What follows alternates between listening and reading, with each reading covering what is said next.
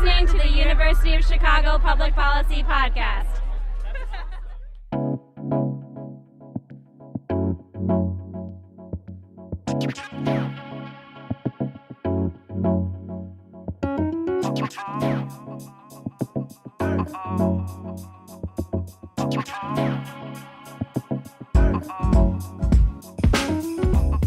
Hey listeners, you're listening to UC3P. If you're tuning in for the first time, welcome to our show. It's a student-run podcast where we highlight lots of different content, from panel discussions to live events and more. And if you're tuning in again, welcome back, my friends. Today, we're really excited to bring you an interview with Arne Duncan. In case you're not familiar, Arne Duncan was the CEO of Chicago Public Schools from 2001 to 2009. And he was the country's Secretary of Education in the Obama administration from 2009 to 2015. Julian Lake, a second-year Masters of Public Policy student, interviewed Secretary Duncan 2 weeks ago. They spoke about matters in education, but they also spoke about the Secretary's recent work on gun violence by working with at-risk men in the city of Chicago. Before we get to the episode, remember to check out some of our other podcasts. Specifically, we just released a brand new podcast called Chicagoland, and you should definitely check it out. They interview people from across Chicago, and these are all people who are trying to make this a better place. In their first episode, you'll hear from Trina Tyler, who's working on issues related to police accountability and prisons. In their second episode, which comes out this Sunday, you'll hear from David Orr, who's the recently retired Cook County Clerk. He talks about the upcoming mayoral election, and it's next week, so make sure to check that out this Sunday. Enough from me. Without further ado, here's Julian Lake speaking with Arne Duncan.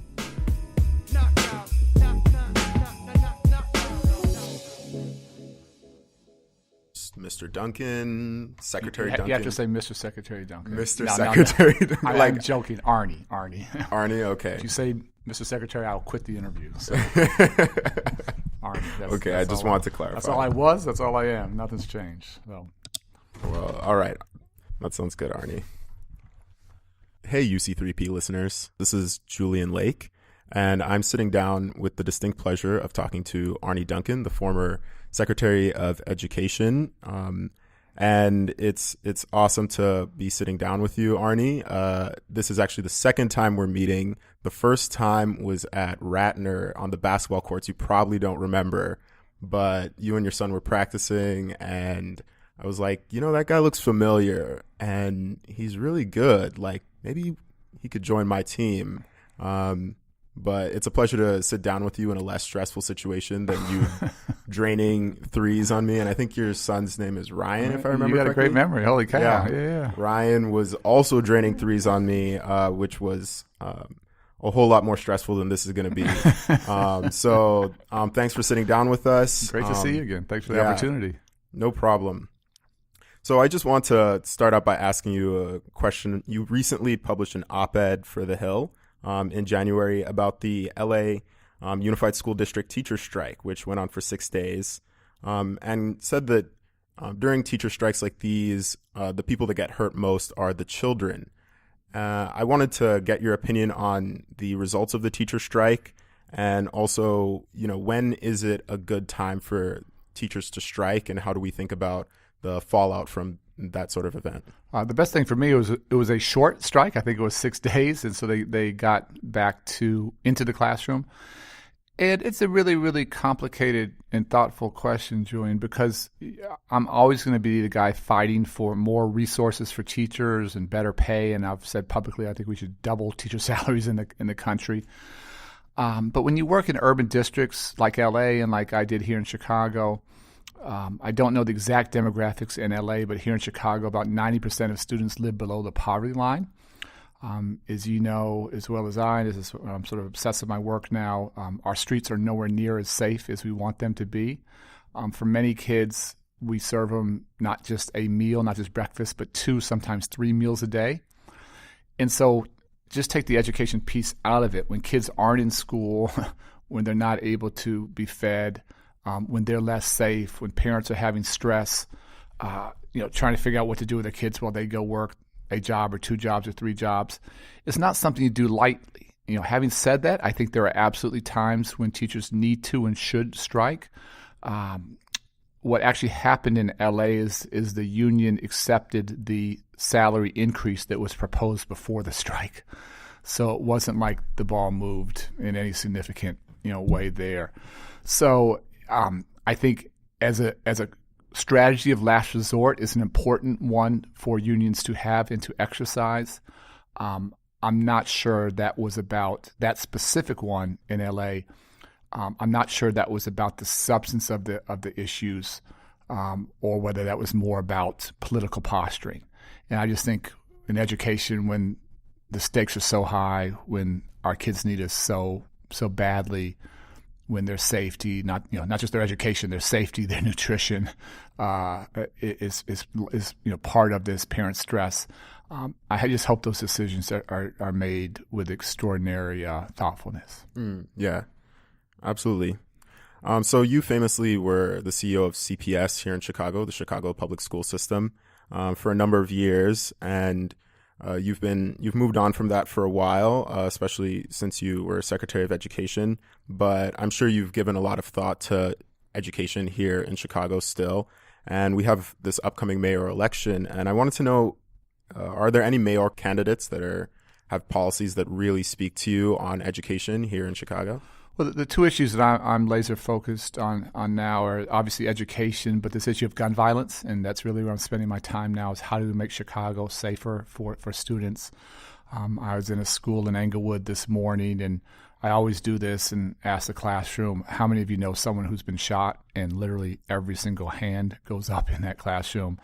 And I say, how many know 5? How many know 10? How many know 15 people have been shot? And often half the classroom's hands is still up. And we've raised an entire generation of kids here in Chicago on gun violence, and they've lived with a level of fear and trauma that's just absolutely unacceptable.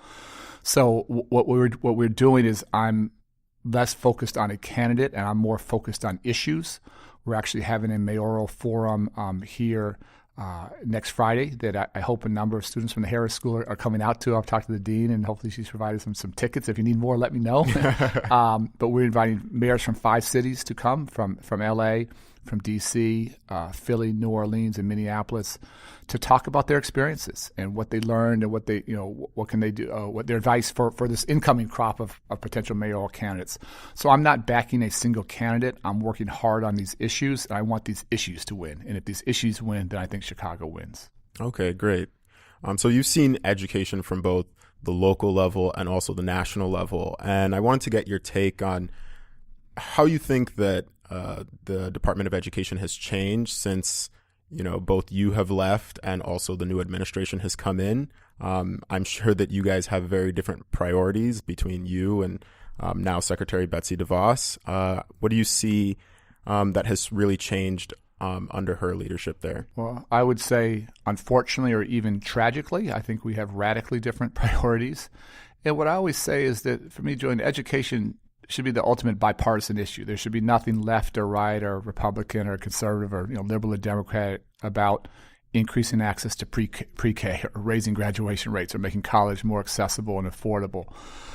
What troubles me so much with the current administration, I think we should agree on some national goals for education. Again, these are nation-building goals.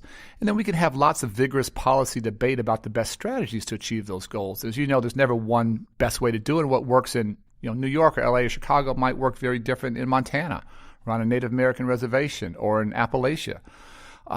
But you don't hear anything coming from the current administration about educational goals. You never hear that talk. You never hear any talk about strategies. Basically, it seems like the only thing they think about is like rolling back some of the things that we did, whether it's protections for victims of sexual assault on campus, whether it's protections for transgender children, whether it's trying to get some balance in terms of school discipline and ending the school-to-prison pipeline for our young men of color. They seem obsessed with trying to roll back things we did, which is it would be funny to me if it wasn't sad, because I didn't spend one moment thinking about what my predecessor did or didn't do. It was always about looking forward. And then I say this, and this is a bit of a tough statement, but I always try and be very, very honest. I think with the current administration, that lack of talking about nation-building goals, educational goals, I don't think that's an accident. I think that's by design. And when you have a president like Trump who has such authoritarian tendencies, who talks about the press being the enemy of the people, authoritarian leaders don't want the best educated citizenry. They don't want the smartest people on the planet. Part of their power comes from creating fear and becoming the only source of truth and news, and you see him working at that. So this is not just an accident or a happenstance that we don't see any goals. I think it's by design, and that I can't tell you how deeply that troubles me. Your honesty has often won you both accolades and at times criticism, but is much appreciated by those who really want to get a sense of how you're thinking and what you feel is important. In your 2018 book, How Schools Work, you talked about how the education system in the U.S. runs on a lot of lies. I was interested in what are those lies and what makes them so central to the U.S. education system, in your opinion? There are a couple, and I'll start with the toughest one. Again, I'll go back to this issue of gun violence that, everybody would say we care about children and we care about keeping them safe. But we allow, through the public policy decisions we make and the public policy decisions we don't make, we allow a staggering number of children across the country to be shot and killed every single year. That simply doesn't happen in other nations. It doesn't happen in Canada, doesn't happen in England, doesn't happen in Australia, doesn't happen in Japan. I can go right down the list. So I listen to people's words, but I spend a lot more time looking at their actions. And our actions tell me that in the United States, we value our guns more than we value our children's lives. A second lie is where we started the conversation was we all say we value education and value teachers. But I think we dramatically underpay teachers. We underpay principals.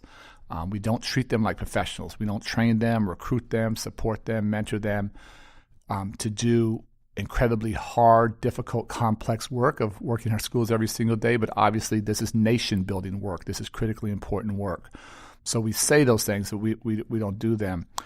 The final thing, and this is the thing that troubles me the most, again, is I just want education to be at the forefront of people's minds across the political spectrum. It really doesn't matter to me. But almost none of us vote based upon education. And so we don't hold politicians accountable for results, for achieving some of those goals we talked about. So mayors' elections, governors, congressmen, senators, the president.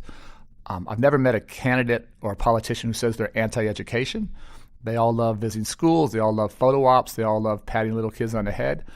Very, very few in either party hold themselves accountable for results. I read a stat that just confirmed the reality that in the most recent midterms, 6% of people went to the voting booth thinking about education. And for me, that's what has to change. If we voted on this, the whole world would change very, very quick. So those are just three very quick, big lies that worry me in terms of health and safety and education and nation building. The fact that we value our guns more than we value our children. The fact that we say how much we care and value teachers, but we continue to underpay them and undersupport them. And the fact that almost none of us go to the voting booth and think about education when we're picking who we want to represent us locally at the state level or nationally.